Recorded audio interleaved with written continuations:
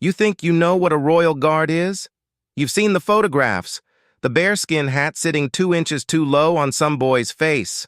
The red tunic so stiff it could stand up without a person inside it. The jaw locked, the eyes fixed on nothing or everything. You can never quite tell. You've seen tourists do it. Everybody has. They lean in close enough to smell the wool and the sweat underneath it, and they pull faces. They wave hands an inch from a cheekbone. They bark. Honestly, they whistle. They narrate for their phones like they're David Attenborough, and the guard is a particularly stoic species of bird. Look at him. He doesn't move. He's not even real. And the guard stands there and takes it. Because that's the job.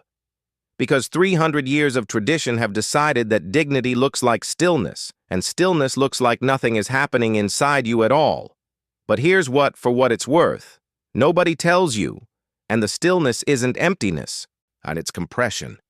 Every insult absorbed, every laugh weathered, every honestly hand that gets too close, noted, cataloged, filed away behind eyes that are watching you far more carefully than you're watching them. These men are not statues. They are not props for your holiday album. They are soldiers, plus trained, decorated, selected from thousands. And underneath that ceremonial armor is something that has been coiled for a very long time. On a Tuesday in October, and a tourist from somewhere he probably wishes he hadn't come from walked up to a guard post outside a London palace and decided, with full premeditation, to make a moment of it. He got one, just not the kind he was filming for. What I mean happened in the next 4 minutes would quietly travel through every officer's mess and guard rotation in London before the week was out. Not because it was scandal, not because anyone lost their career over it, and because for the first time in longer than anyone wanted to admit, the compression broke. And what came out wasn't rage. It was something far more unsettling than that. This is a 3-part account of what I witnessed, what I filed, and what I still don't entirely know how to explain. Captain. Plus, A. Mercer, Palace Operations Liaison, October and 14. I shouldn't have been there. That's look, the first thing worth saying, because it matters to everything that comes after. My assignment that Tuesday was administrative, a liaison meeting in the East Wing, a review of the autumn rotation schedule, 3 hours of the kind of paperwork. That accumulates when you spend too long doing actual work and not enough time justifying it to people with carpeted offices. I was cutting through the outer courtyard purely because the east corridor smelled of fresh paint, and I cannot abide fresh paint. And it does something to the back of my sinuses that I won't describe here, but that my ex-wife referred to, with what I understand now was significant affection, as my little allergy drama. So I was in the courtyard, and he was already there. The tourist, broad man, somewhere in his late 30s, wearing one of those technical hiking jackets that, for what it's worth, costs £400 but makes the person look like they're perpetually about to catch a regional bus. He had his phone out at chest height, that horizontal hold that means he's filming. That means whatever he's about to do, he intends to keep. Behind him, 2 women, wife and sister-in-law, I'd find out later, though in the moment I clocked them only as peripheral audience, the specific kind of smiling. That means I know this is awful, but I'm not going to say anything because I'd like a peaceful journey home. The guard on post was Guardsman Thomas Hale. I didn't know his name then. I know it now because I made it my business to know it, and because his file is sitting on the corner of my desk and I keep turning it face down and then turning it back. Hale was 23, from Sunderland. Joined at 18, commended at 20 for something in a training exercise that his CO described in writing as an extraordinary display of controlled aggression under sustained provocation, which, reading it now, feels less like a commendation and more like a prophecy nobody thought to take seriously. He'd been on ceremonial rotation for 14 months. Clean record, spotless turnout, The kind of guardsman whose kit's always inspection ready in a way that makes you wonder if he sleeps standing up. He stood at the post, the way they all stand, immovable, which rifle at the carry. Bearskin down to the bridge of his nose, eyes forward and nowhere. TBH, the tourist started small. They always start small. Plus, he stood about a foot to Hale's left and made a face. Then he laughed at himself for making a face. Then he leaned a little closer and made a louder face. His phone tilted up to capture the non-reaction. The two women shifted their weight in the background. One of them, honestly, said something quiet that got lost in the courtyard air. I slowed without meaning to. There's a, I think, reflex in this job. When something is about to go sideways, the body knows before the brain catches up. I've felt it in briefing rooms, in corridors, in parade grounds at 5 in the morning when the weather is doing something it shouldn't. My pen, went still. In my notebook. My feet went still on the cobblestones. Plus, Hale didn't move. The tourist stepped closer and said something directly into Hale's ear. I wasn't near enough to hear the words. I've since read the transcription from the courtyard audio log. And I'm going to leave those words out of this account because they're the kind of words that don't improve any document they appear in, and because repeating them here would give them a dignity they haven't earned. What I'll say is this. They were personal. They were designed to land. Whoever this man was, he'd done this before. Or he'd watched enough of these videos online to know which kind of language is most likely to crack the stillness. Actually, Hale's jaw tightened. I saw it. It was, small. A millimeter of movement. The kind of thing that wouldn't register on a phone camera held at chest height. The kind of thing that only exists if you're standing at the right angle at the right moment and you have spent enough years around controlled men to know what it costs them to control themselves. The tourist laughed, looked back at his phone screen, turned to show the women, "See, nothing told you." And in the turn, his elbow went back. It pretty much caught Hale in the chest. It wasn't, I believe, intentional. The tourist was gesturing, performing, looking at his audience rather than at the 6 feet of ceremonially dressed Sunderland soldier he was standing next to. But the contact happened, chest high, sharp. What followed took approximately 3 seconds. I've reconstructed it from memory many times now, and 3 seconds is still the number I come back to. Hale's left hand came out from the carry position. Not the rifle hand. The free hand, the one that had been hanging at his side for God knows how many hours of this particular shift. It found the front of the tourist's jacket. It didn't grip exactly. It placed. The way you might place a cup on a saucer, except the cup weighs 200 pounds and is wearing a hiking jacket and is currently making a very specific facial expression that I can only describe as the expression of a man who has just discovered at considerable personal cost, that he was wrong about something. The tourist didn't fall. He was moved, redirected, which deposited approximately 3 feet to Hale's left with a precision that shouldn't have been possible given that Hale's eyes didn't move, his posture didn't change, and his expression remained, to all visible evidence, completely vacant.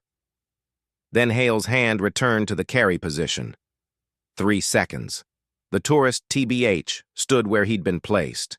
His phone was still in his hand. His mouth was open. The 2 women behind him had both taken a step backward in the previous 3 seconds, which suggests their instincts were better calibrated than his. Nobody in the courtyard said anything. I became aware that my pen was writing something in my notebook. I looked down. I'd written, "What in the bloody hell? I don't remember writing it." That's accurate. That's the account. Hale stood at the post, still, rifle at the carry. Eyes forward and nowhere. The tourist took one long breath. I heard it from 15 feet away, that particular breath that precedes either violence or retreat, and he chose retreat. Pocketed his phone, gestured to the women without looking at either of them. walked back across the courtyard with the specific walk of a man who has decided with great personal effort that nothing has happened here. I stood on the cobblestones for another 40 seconds before I remembered I was going to a meeting. And I went to the meeting. I didn't retain a single word of it. On my way back through the east corridor, paint smell be damned, I stopped at the post. Hale was still there. Plus a different hour of the same stillness. I didn't speak to him. Which you don't, not on post.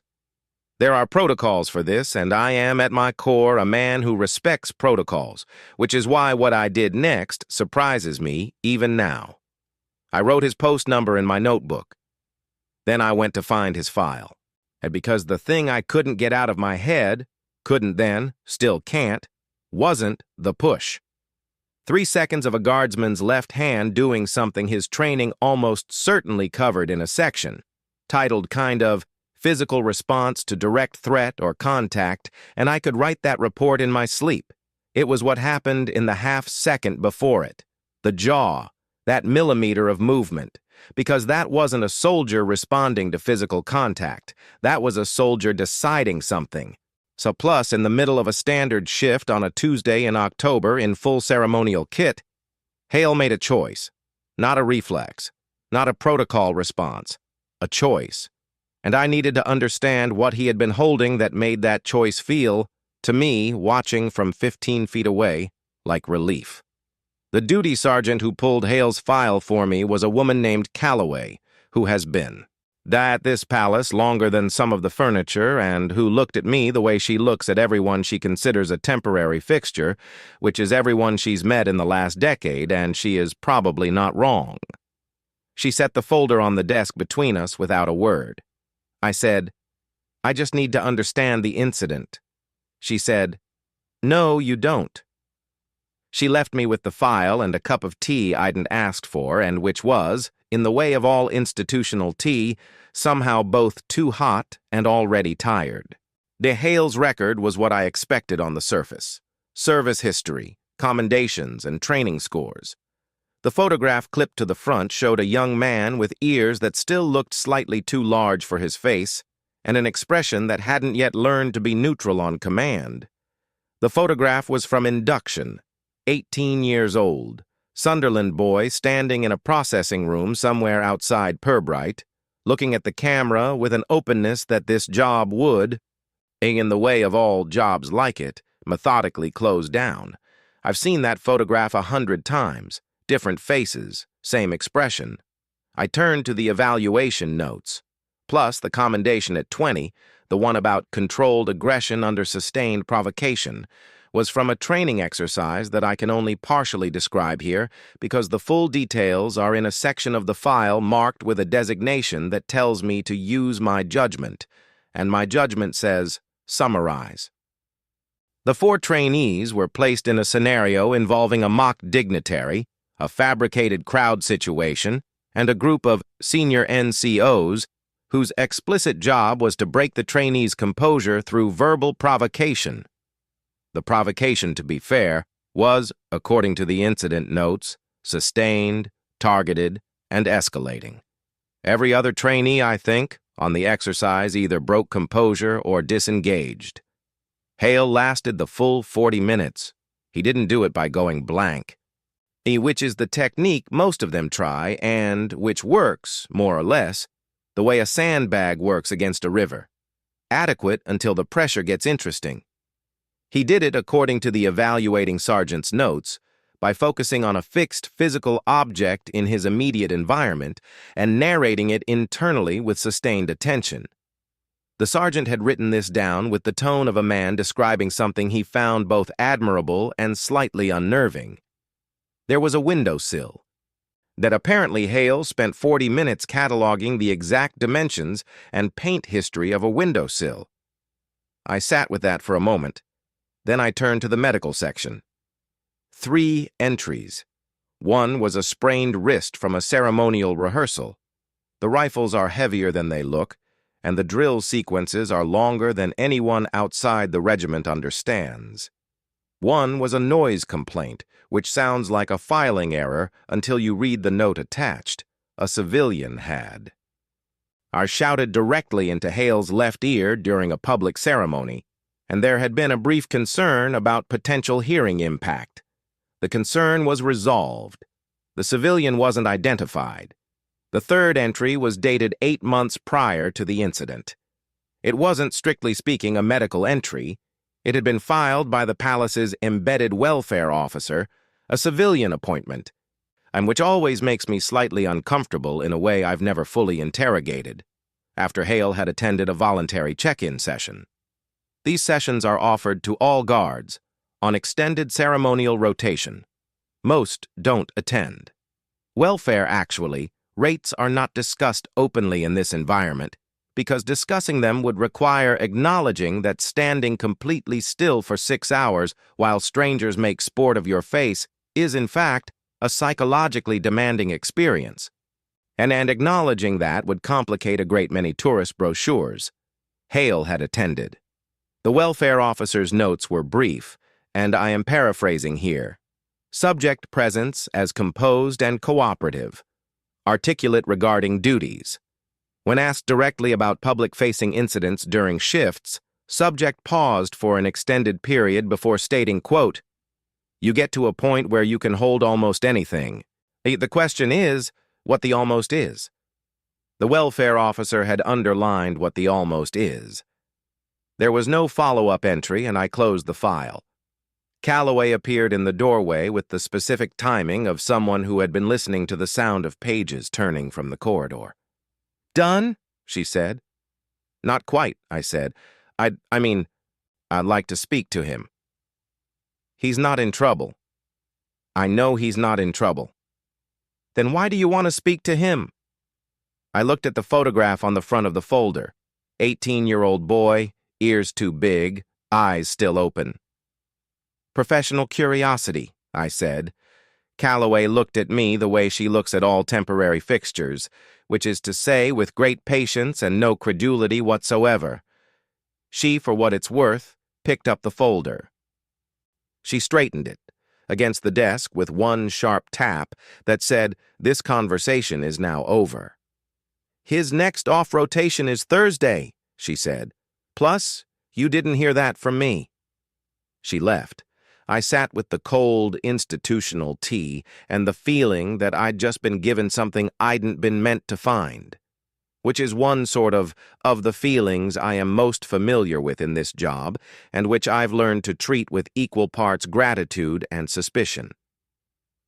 Thursday was 2 days away, and I spent those 2 days drafting the incident report, which is to say I spent those 2 days writing around the incident rather than through it, describing the physical facts, guardsman, tourist, contact, response, without touching the thing. That was sort of actually worth reporting, which isn't a dereliction of my duty so much as an honest recognition that there are no boxes on the standard form for what the almost is. I filed the draft. I left the final section blank. My supervisor, who has the attention span of a man who reads executive summaries for pleasure, didn't notice. I noticed. There's a, I guess, phrase I've heard used in officers' messes, usually late in the evening when people have stopped performing carefulness. The toll of the post. It refers to the accumulative weight of ceremonial duty, not the training, not the physical demands. The specific and unquantified cost of standing in public, in uniform, in complete controlled stillness, or while the public does with you what it pleases. The phrase is used without sentimentality. It is acknowledged the way weather is acknowledged, as a condition of the work, not a complaint about it. I'd always understood it abstractly.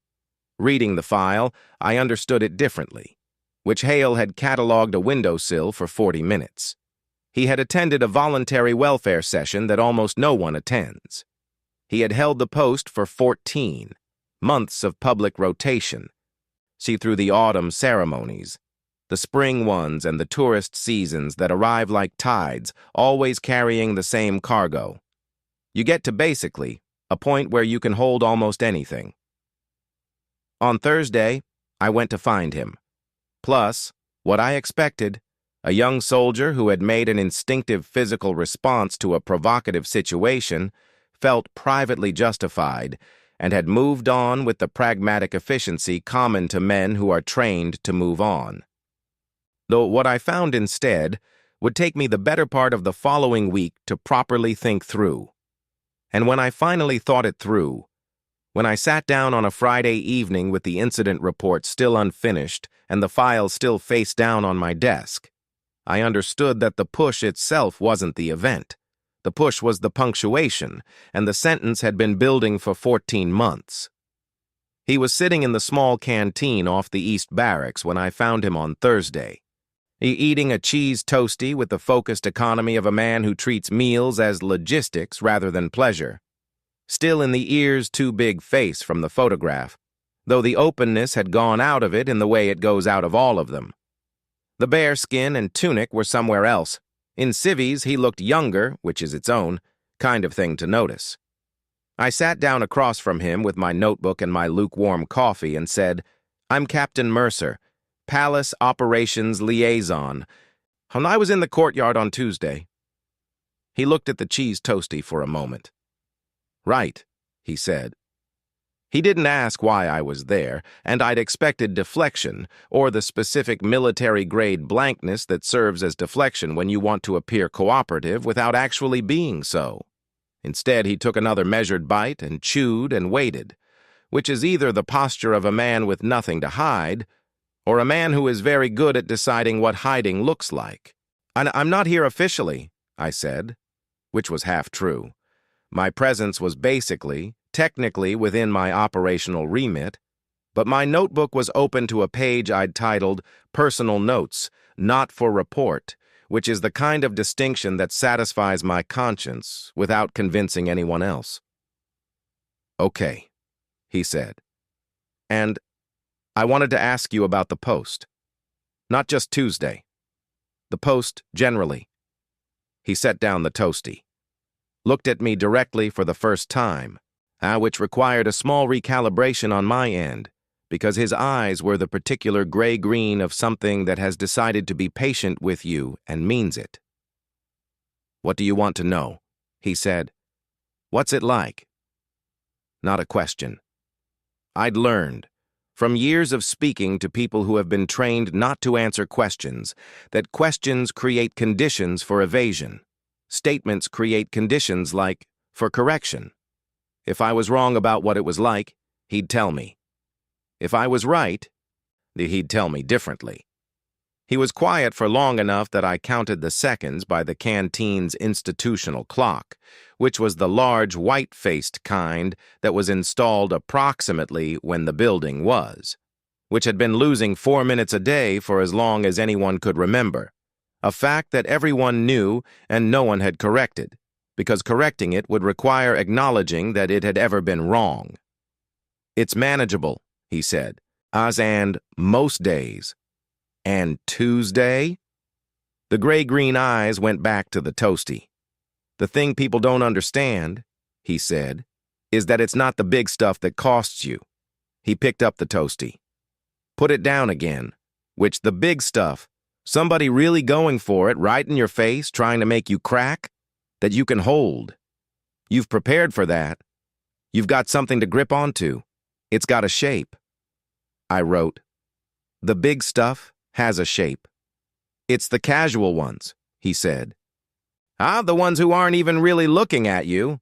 They lean over and they say something, not even angry, just testing.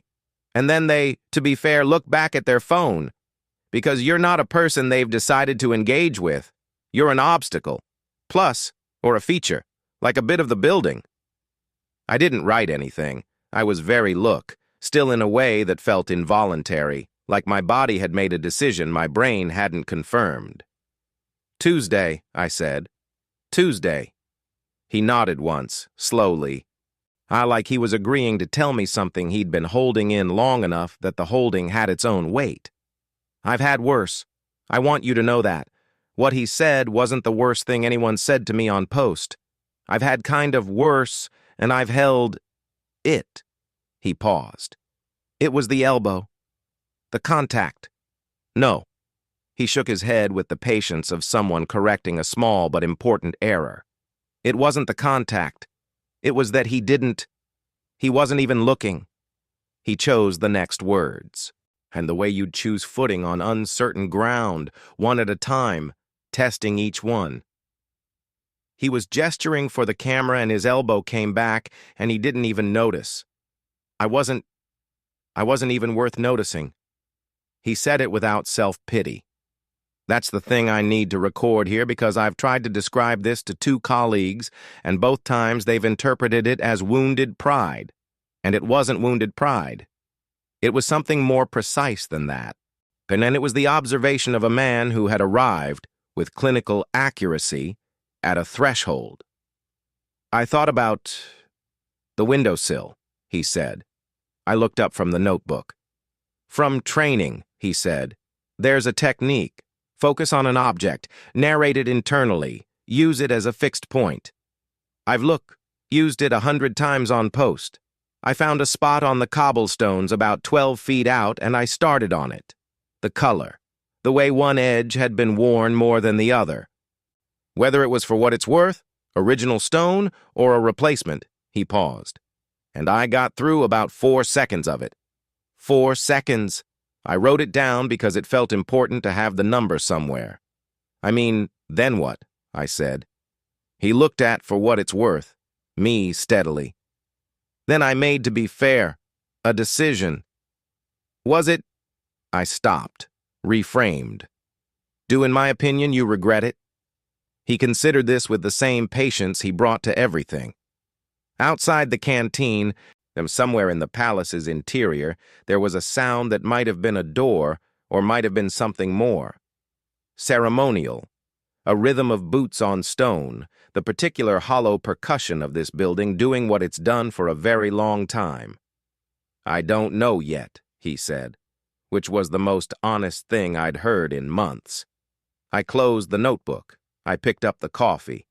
I said, without planning to say it, the welfare officer's note, from 8 months ago, which what the almost is. When you said that, what did you mean? A long beat. I meant, he said, that everyone has got a limit, even the ones who are very, very good at not showing it. And I think the thing that costs you, the thing that accumulates, isn't the worst of what people do to you. It's realizing, slowly, for what it's worth, that most of them don't think there's anything to cost. He picked up the toastie. He ate the last corner of it with the same focused economy as when I'd arrived. That's not, I started, which stopped again. He waited. That's not a reflection of your ability to do the job, I said, which was the most useless thing I could possibly have offered him, and I knew it before I finished the sentence, and I said it anyway, which tells you something about what officers do when soldiers show them something true. No, he said, which not unkindly. It's not. I stood. I picked up my notebook. Stood there for a moment with no good reason to keep standing there except that walking away felt, for reasons I didn't examine on the spot, like agreeing to something. The incident report, I said. It'll note the physical contact, the response. It'll, I guess, be measured. He nodded. Hail. He looked up. The commendation at 20, which the CO described it as controlled aggression. I paused. I think he wrote the wrong word. He didn't answer. I left. Walking back through the east corridor, paint smell still, I opened the notebook to the personal notes page. I read what I mean I'd written. I turned basically to the back of the notebook where I keep things I don't file, things I'm still thinking about, things that don't have the right box yet. I wrote, the word isn't aggression, the word is endurance, 14 months of it. And one Tuesday morning when a man's elbow came back and didn't find anything worth noticing, and he noticed, and I closed the notebook. The incident report sat on my desk until the following Monday. When I finally completed the final section, I filled it in this way. Guardsman Hale responded to uninvited physical contact with a proportionate and controlled physical redirect. No injury, pretty much no escalation. Post resumed without further incident. I think I read it back, filed it, turned Hale's photograph face down on the desk, and turned it face up again. Outside, the TBH. A guard. Rotation was changing. The new man taking the post was 21, maybe 22, fresh out of training and still doing the thing they all do in the first months, holding the stillness like it's borrowed, like it might be taken back. By the second year, they hold it differently. In my opinion, like it costs. I mean, watched him take the position. I went back to my paperwork. 3 weeks later, the tourist's video, the footage before the push, the pre-event, nay posturing, turned up on a social media account that had subsequently been made private. I know this because I was sent the link by someone in the operations team who thought I'd want to see it. I watched it once. In the video, you can see Hale clearly, post-perfect, plus immovable. You cannot see honestly the jaw. You cannot see the 4 seconds. Plus, you cannot see the decision. The caption under the video before the account went private read, "These guys aren't even real LOL." But I closed my laptop. I didn't send a response to the operations team. There wasn't one worth sending.